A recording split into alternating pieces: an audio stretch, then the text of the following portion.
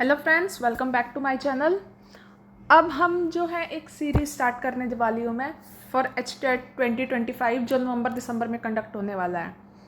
लेकिन उसको स्टार्ट करने से पहले हमें ये एनालाइज करना ज़रूरी है कि जो हमारा अब पेपर हुआ था जुलाई में, वो क्या पैटर्न था उसका, किस बेसिस पे था, कितने क्वेश्चंस किस यूनिट चैप्टर से आए थे।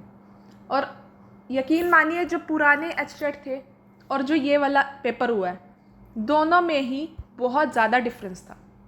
देखो, जो पुराने पेपर्स थे ना, अब तक जो हुए थे 23 तक, उन सब का जो पैटर्न था वो बिल्कुल डिफरेंट था।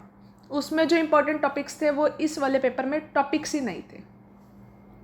तो ये वाला पेपर इज़ लाइक कि किसी एजेंसी से बनवाया गया हो। लेकिन अगर थोड़ा सा भी आप ध्यान से इनके क्वेश्चन को एनालाइज करें कि किस टॉपिक से कितने क्वेश्चंस थे, तो आप HTET छोड़िए, आप किसी भी PGT एग्ज़ाम के टॉपिक्स को समझ जाओगे कि वो अब टॉपिक्स कहाँ से उठाने लगे हैं। तो मैंने लाइन वाइज ही लिखा है जो सिलेबस है। सिलेबस हमारा क्या है, 11th एंड 12th, इसी के टॉपिक्स हैं सारे। अब हमारा 90% हमेशा से ही इन्हीं टॉपिक्स में से आता है +1 +2 के। Let's start with the unit 1, unit and dimensions. Unit और डायमेंशंस के 2 ही क्वेश्चन थे, इजी क्वेश्चंस थे। ठीक है, आप ये भी अपना लिखते रहिए साथ साथ, जैसे इसके इजी क्वेश्चंस थे। प्रोजेक्टाइल और वेक्टर, वेक्टर में से तो कोई क्वेश्चन था ही नहीं। इस बार प्रोजेक्टाइल का एक ही क्वेश्चन था, एरोप्लेन वाला, अगर इफ़ यू रिमेंबर। काइनेमैटिक्स और फ्रिक्शन मैंने एक ही में इंक्लूड किया है। एक फ्रिक्शन का क्वेश्चन था, 3 काइनेमैटिक्स से क्वेश्चन थे। सर्कुलर मोशन में से एक ही क्वेश्चन था, उसको आप सर्कुलर मोशन का लगाओ या ना लगाओ, एक ही क्वेश्चन था वो बस।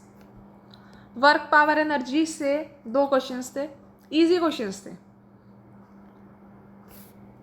सेंटर ऑफ मास और मोमेंट ऑफ इनर्शिया से इजी क्वेश्चंस थे। मोमेंट ऑफ इनर्शिया का तो वो वाला क्वेश्चन था, हेक्सागन वाला क्वेश्चन, और वो रिपीटेड ही क्वेश्चन था, कोई ऐसा नया क्वेश्चन नहीं था।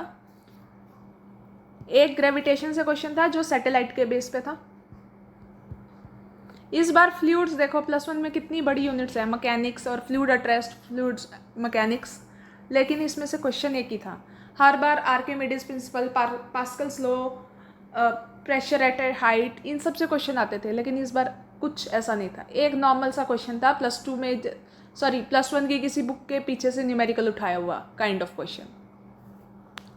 वैसे भी इस बार सारे क्वेश्चंस ही ऐसे थे, ऐसा लग रहा था कि किसी ने +1 +2 की कोई सोर्स बुक उठा लिया और उसके पीछे पीछे जो जो न्यूमेरिकल्स हैं प्रैक्टिस के लिए, उनमें से क्वेश्चंस देते जा रहे हैं। थर्मोडायनेमिक्स में 2 ही क्वेश्चन थे। एक क्वेश्चन तो वही था जो मैंने करवाया था, जो टेम्परेचर आपको निकालना था रिस्पेक्टिव टू देयर सराउंडिंग्स, और एक क्वेश्चन था आपको स्पेसिफिक हीट और स्पेसिफिक गामा निकालना था। ये आप थर्मो का लगा लो या काइनेटिक थ्योरी ऑफ गैसेस का लगा लो, वो मैंने इसी में इंक्लूड कर दिया, सेपरेटली नहीं होगा वो। जब मैं टॉपिक्स करवाऊंगी तो मैं इसी अकॉर्डिंग यही यूनिट्स, यही चैप्टर लेके टॉपिक्स करवाऊंगी। और लास्ट तक देखिएगा, आपको समझ आएगा कि मैक्सिमम क्वेश्चंस कहाँ से आए हैं। ऑसिलेशंस एंड वेव से 3 क्वेश्चंस थे, एक वेव का क्वेश्चन था, 2 ऑसिलेशंस के थे। हार्मोनिक ऑसिलेटर का एक क्वेश्चन था, वो वाले। उसके बाद हमारी +2 स्टार्ट होती है। अब मैक्सिमम पार्ट हमारा +2 से ही कवर किया गया था। इलेक्ट्रोस्टैटिक्स के 7 क्वेश्चन आए थे, एक कैपेसिटर का, 2-3 टफ क्वेश्चन थे इसके, मतलब काइंड ऑफ 7 क्वेश्चंस में से आप 4 ही अटेम्प्ट कर सकते थे। जो 3 क्वेश्चंस थे वो अटेम्प्ट कर सकते थे जिन्होंने इलेक्ट्रोस्टैटिक्स अपने नेट के सिलेबस के लिए प्रॉपरली पढ़ी हो। अदरवाइज +2 बेस की इलेक्ट्रोस्टैटिक्स नहीं थी, हाफ ऑन हाफ थी। 4 क्वेश्चंस मीडियम लेवल के थे, 3 क्वेश्चंस थोड़ा हाई लेवल के थे। मैग्नेटिज्म और ईएमएफ इसको मैंने एक ही में इंक्लूड कर लिया, जैसे AC करंट का क्वेश्चन था एक, और एक आपका रेक्टिफायर वाला क्वेश्चन था, वो सब इसी में इंक्लूड कर लिया। उसके टोटल 9 क्वेश्चंस थे। इसको अगर आप कंप्लीट पढ़ोगे तो सब इसी में इंक्लूड हो जाएगा आपका, और इसके काफ़ी, मतलब सबसे ज़्यादा क्वेश्चंस तो इसी के थे। लेकिन इसके क्वेश्चंस तो +2 में इंक्लूड होते ही हैं, तो कोई हैरानी की बात नहीं है। तो देखो, मेन आपका +2 आ रही है। ऑप्टिक्स में से 6 क्वेश्चन थे, 2-3 क्वेश्चन रे ऑप्टिक्स के थे, एक टेलीस्कोप का क्वेश्चन था, एक आपका पोलराइजेशन का क्वेश्चन था, एक आपका वेव ऑप्टिक्स का, वेव फ्रंट का क्वेश्चन था। इस तरह से थे 6 क्वेश्चंस, मतलब मिक्स क्वेश्चंस थे, आपको पूरी ऑप्टिक्स पढ़नी पड़ेगी उसमें। लेकिन रे ऑप्टिक्स क्वेश्चन ईजी थे, मुश्किल नहीं थे।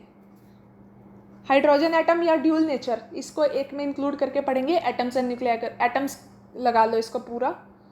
इसके 3 क्वेश्चंस थे हमारे, 2 तो एटम्स पे क्वेश्चन थे, एक ड्यूल नेचर पे था क्वेश्चन। उसके बाद आती है ईएम वेव्स। ईएम वेव्स पे 2 क्वेश्चंस थे, इजी क्वेश्चंस थे, मतलब वो क्या कहते हैं, थ्योरी बेस्ड क्वेश्चंस थे, सॉल्व नहीं करने थे। बट ये क्वेश्चंस मैंने आपको बताए थे, मतलब जब मैंने आपको टॉपिक्स करवाया था ना, इंपॉर्टेंट टॉपिक्स, इंपॉर्टेंट फॉर्मूलाज, तो उसमें मैंने ये बताए थे, इसके 2 ही पॉइंट बताए थे मैंने सिर्फ आपको, और दोनों में से क्वेश्चन आया हुआ था। अगर आप चेक भी करोगे मेरे फॉर्मूलाज जो मैंने टॉपिक्स करवाए थे, मतलब जो मास्टर क्लास थी मेरी, उसमें मैंने ईएम वेव वाला चैप्टर में सिर्फ 2 पॉइंट, 1 और 2 पॉइंट्स करवाए थे, दोनों के क्वेश्चन आया हुआ था, और वही 2 क्वेश्चन थे। नेक्स्ट इज, ये जो है अब +2 आपकी यहाँ पे ख़त्म हो रही है। अब आपका एक क्वेश्चन जो था वो न्यूक्लियर फिजिक्स का था, एक पार्टिकल फिजिक्स का। पार्टिकल फिजिक्स भी मैंने बताया हुआ था जो क्वेश्चन आया था। न्यूक्लियर फिजिक्स का जो क्वेश्चन था वो रेडियो एक्टिविटी से था। रेडियो एक्टिविटी आपकी +2 में इंक्लूड होती है, सो कोई ऐसा क्वेश्चन नहीं था जो आप नहीं कर सकते, ईजी क्वेश्चन था। और पार्टिकल फिजिक्स के बारे में किसी को अगर वो जो मैंने लास्ट में टेबल बताई थी, आइसोस्पिन, बायरन नंबर्स और स्ट्रेंजनेस वाली, किसी ने अगर वो टेबल देख के भी गया होगा ना कोई, तो उसको भी आती होगी। मतलब इजी क्वेश्चंस थे, आपको जस्ट कॉन्सेप्ट पता होना चाहिए। एक क्वेश्चन बीएससी से था तो उसको छोड़ो, दिस इज़ द टॉपिक, इसकी मैं बात कर रही हूँ, इलेक्ट्रॉनिक्स। एक बेसिक इलेक्ट्रॉनिक्स के 5 क्वेश्चन थे। 5 क्वेश्चन एक ऐसे टॉपिक से जिसमें से क्वेश्चंस नहीं आते, और सारे बेसिक क्वेश्चन थे, कोई बहुत लंबा चौड़ा ऐसा क्वेश्चन नहीं था कि आपको नहीं आता हो। अगर आपको इलेक्ट्रॉनिक्स आती है तो 5 क्वेश्चन आते होंगे। पेपर ईजी था, लेंथी था, बट अनएक्सपेक्टेड था। जैसा हम पैटर्न फॉलो कर रहे थे वैसा पैटर्न था नहीं, लेकिन ईजी था फिर भी। अब जो इलेक्ट्रॉनिक्स के 5 क्वेश्चन थे, अब इलेक्ट्रॉनिक्स पे मैं इतना फोकस क्यों कर रही हूँ जबकि मैग्नेटिज्म और इलेक्ट्रोस्टैटिक्स में से ज़्यादा क्वेश्चंस थे? ऐसा इसलिए क्योंकि अब रीसेंट पीजीटी फिजिक्स की जितनी जॉब्स, जितनी रिक्रूटमेंट्स निकल रही हैं, उन सब में electronics is a main part now. मतलब आप ये समझ के चलो, अब आगे से फिजिक्स के जितने पेपर होंगे उसमें आपको 4, 5, 6 क्वेश्चंस इलेक्ट्रॉनिक्स के देखने को मिलेंगे। सो अब जब हम स्टार्ट करेंगे तो हम इलेक्ट्रॉनिक्स से ही स्टार्ट करेंगे, क्योंकि इसके लिए आपको ना प्रीवियस नॉलेज की नीड है, ना ही कोई एक्सटेंडेड नॉलेज चाहिए कुछ। आपको अगर स्टार्टिंग से फिजिक्स कर रहे हो तब भी आपको इलेक्ट्रॉनिक्स आ जाएगी। सो पहला टॉपिक हम इलेक्ट्रॉनिक्स लेके चलेंगे, इसके क्वेश्चंस डिस्कस करेंगे, क्योंकि ये नया है, we need to practise it more. ऐसा नहीं है कि बिल्कुल नया है, पर मैक्सिमम टाइम जब भी हम पीजीटी फिजिक्स की बात करते हैं हम इलेक्ट्रॉनिक्स को इग्नोर करके चलते थे। हम सोचते थे +1 +2 कर लिया, बीएससी में चले गए, एमएससी में चले गए, नेट के सिलेबस में चले गए, वहाँ इलेक्ट्रॉनिक्स थोड़ी कम आती है तो लेट्स स्किप इट।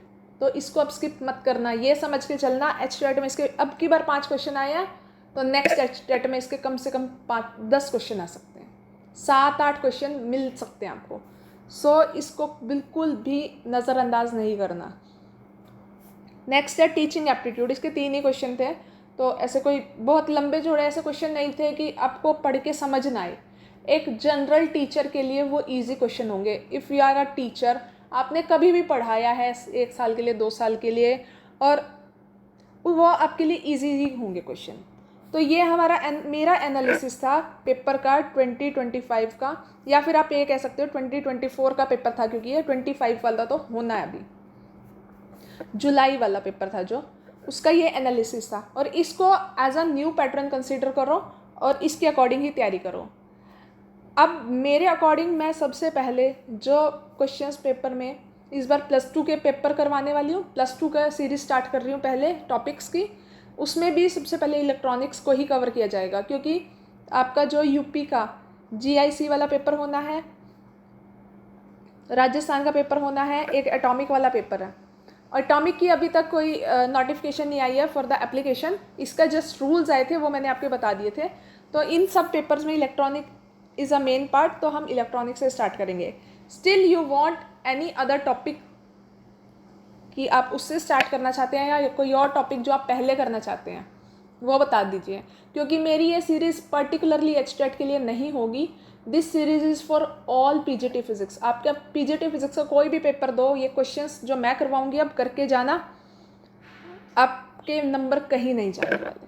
तो thank you so much, and please use the comment section for any query and any suggestions.